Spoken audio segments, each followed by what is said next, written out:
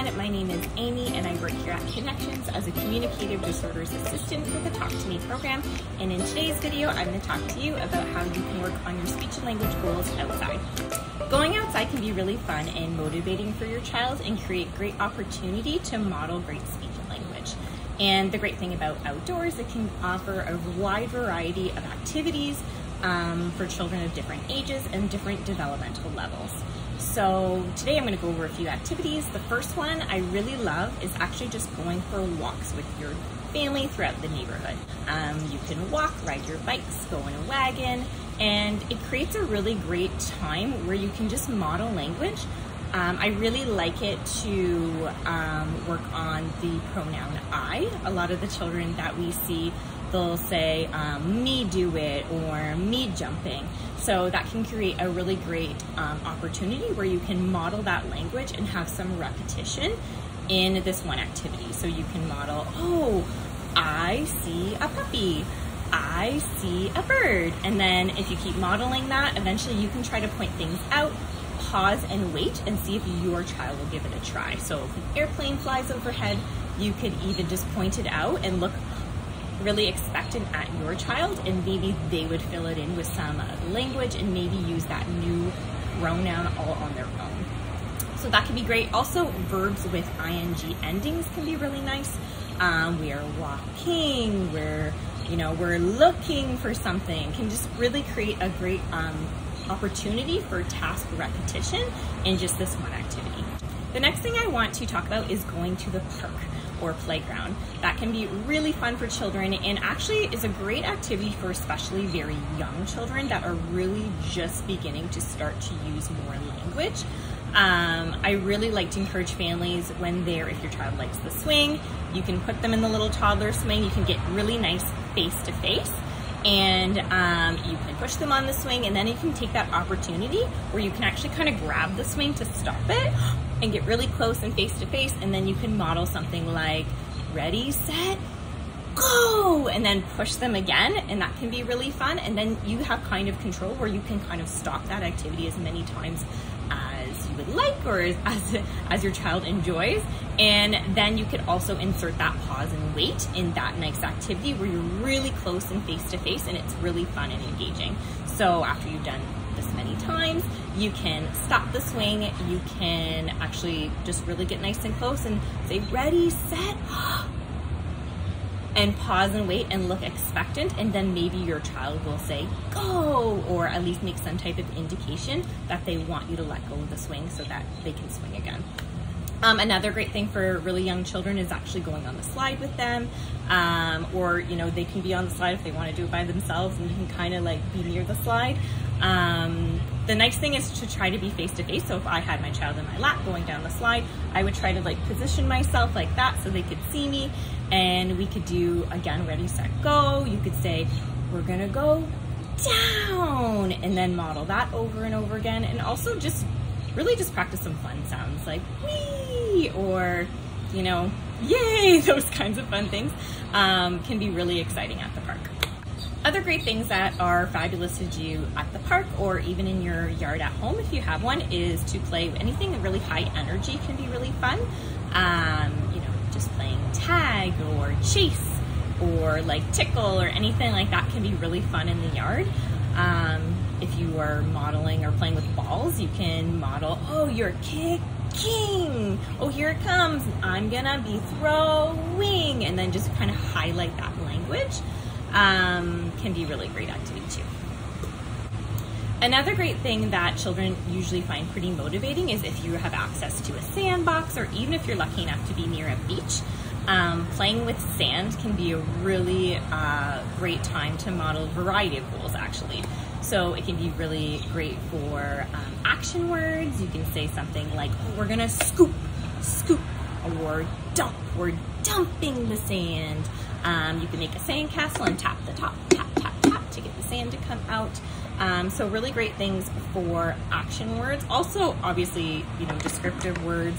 Oh, it's dirty. Those kinds of fun words. Or, location words could be great. Okay, let's put more sand in the bucket. Let's put it in and highlight that language. Another thing that would be really great is working on some receptive language goals. So just that ability to kind of process language and follow some directions. If your child's struggling with that a little bit, you can work on some things. Sometimes I'll have little toys out and then I'll see if they can process and follow the directions, and I'll tell them to hide them in the sand. That can be really fun. So I'll say something like, okay, I'll have all the animals out depending on what we're working on. It'll be, a couple choices or more choices. And I'll say, okay, can you find the dog and hide it in the sand? Go! And see if they can do that, and then make it more complex and say things like, okay, can you find the bear and the cat? Go! And see if they can find both items and process that language.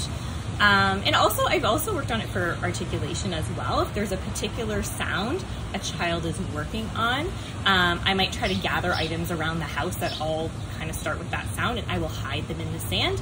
And as they kind of hunt for each item and they find them, we can kind of practice that sound. Oh, you found the spoon, you found the snake. And work on some nice articulation as well. Another great thing that I know my children really love is water play outside. So we often will get a water table or something like that, and it really creates an opportunity for some fun language. Splash, splash, splash, or oh, my hands are wet, everything's all wet can be really fun. And I want to say you don't necessarily need a water table.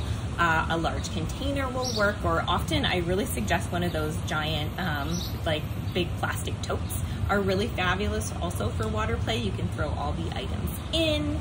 Okay, the puppy, he wants to go in, and kind of do that over and over again and make a big splash as they all jump into the water. That can be really nice.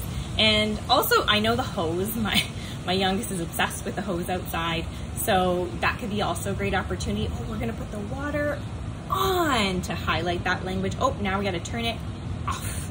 And also you can just kind of try to use that opportunity to kind of target some sounds if you're wanting to. Some children drop the ends of all their words, the sound at the end. So you could just try to use that motivating activity to really try to highlight language and get face to face. Oh, you're right, it is all wet. And emphasize the T sound at the end. Oh, let's turn that water on. It's on, and then really emphasize the N at the end too. And the one thing I did want to bring up was something we probably bring up in every video, in that is bubbles. I'm not going to go over into too much detail. We have a separate video about, working on speech language goals using bubbles. But just, I wanted to include it in here. It's usually it's a summer staple. Bring the bubbles outside, and they usually most children love bubbles, so it can create a great opportunity for you to work on some language or speech together. So that would be a really great one. And lastly, I just wanted to say, if the weather's not cooperating that day, well, one, if it is raining and it's still pretty warm out, you could just go splashing outside in the rain, jump in some puddles. But if the weather's really not cooperating, what you can actually just do is go for a drive. I know, sometimes it's just nice to get out of the house and go do something, anything. So just, putting the family in the car, going for a nice little drive can be really fun. And the main thing is just talk to your child, describe what you see, and then you'd be surprised how many different things that you can come up with in terms of speech or language while you are driving. You can say, oh wow, this is a bumpy road, or oh, that car was fast, look at that fast car. So things like that would be real nice. Oh, look at that school, it's a big school, look at that school. Just creating an opportunity for you to highlight language is great. And I have heard parents in the past say to me that they do take time when they're doing their commute to work on some of their articulation goals. I would say it's not fantastic if your child's really still needing those visual cues and a lot of support to produce the sound. But if your child's been working on the sound for quite some time and they really just need that reminder and just that repetition and practice, the car can be a great option. You can, try to find stuff outside. Oh, I'm gonna look for something. Or, okay, you see if you can find a stop sign. Oh, you found it. Found a stop sign. Anything like that. It just creates a good opportunity. They're in their car seat. They're not going anywhere. So it can create a good opportunity to get some repetition in practice. Thanks so much for watching, everyone. I hope you enjoyed this video. Just a reminder, if you have any questions about your child's speech and language, you can give us a call or visit us online at connectwithus.ca. You can actually complete an online referral yourself if that's something you'd like to do. And that's it for this video, and thanks for connecting with us.